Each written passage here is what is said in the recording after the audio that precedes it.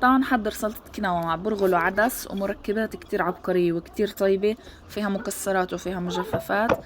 ويلا نبلش بتحضير الوصفة. ليتس جو. اول اشي بدي اسويه، بدي احط كينوا هون بالغلاي واسلقهن لحديت ما تتفتح حبة الكينوا. بينفع انكم تحطوا كينوا حمرا، بينفع بيضة، وبينفع سودا.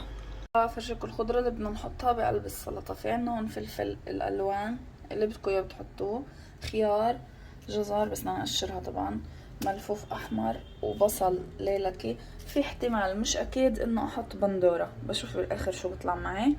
ومن اهم الشغلات اللي بدي استعملها بالوصفة خلطة البيستو او خلطة الاعشاب اللي من عند شاد الربيع، اللي دايما بصور لكم اياها وبحكي لكم عنها. هاي راح تكون اساسية بالوصفة. في عندي كمان هون لوز، هذا اللي بيجي هيك، كمان اساسي بالوصفة. وطبعا كيف ما قلت لكم عدس اساسي بالوصفة. وهسه بكمل لكم الباقي. هون حاطة الكينوا، وهون حاطة البرغل الخشن، وبضل اسلق العدس كلياته. بغسله وبصفيه، بصير بارد بصفيه، وبده ينحط بالوصفة. عندي هون الخيار قطعته بالكولينيرا، فلفل جنبه حلو، فلفل اصفر حلو، فلفل اخضر حلو، بصل ليلكي، بتقدروا بصل اخضر كمان. هون عندي الكينوا بعد ما سلقتها وفتحت، وهون عندي برغل خشن بعد ما سلقته غسلتهن وبردتهن. هسه بحطهن يتصفوا كتير منيح لا اخلص باقي الشغلات. الملفوف الاحمر طلعوا. هون عندي الجزر كمان قسمته بالكيوي، طلعوا كيف.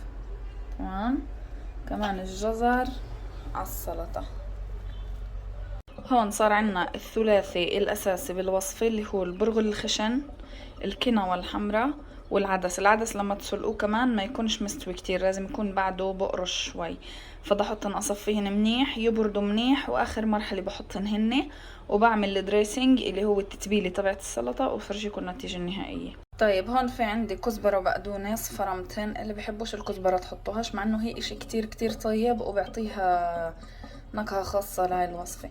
هون عندي البقوليات اللي سلقتهن، الكينوا بكل انواعها بتلاقوها عند شاد الربيع، وطبعا العدس والبرغل اكيد.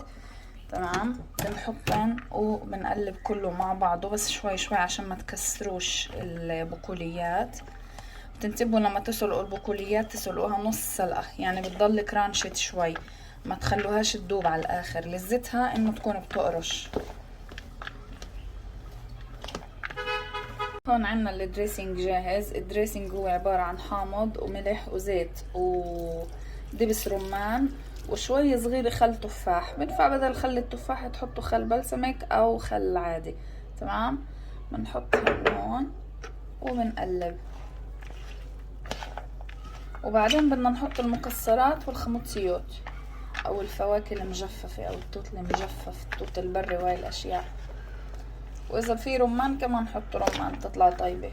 اهم الاشياء واللي راح يطيب هاي الوصفة كتير خلطة الاعشاب او خلطة البيستو من عند شاد الربيع باقة الغربية. هون حطيت شوية لوز وشوية جوز مكسرين. هسه بحط من الخلطة تبعت الاعشاب. طالما احلى لونها، طعمتها وريحتها بتجنن. بتحطوا معلقة كبيرة او شوي اكتر، الاشي بيرجع لكم بالكميات. ومنقلب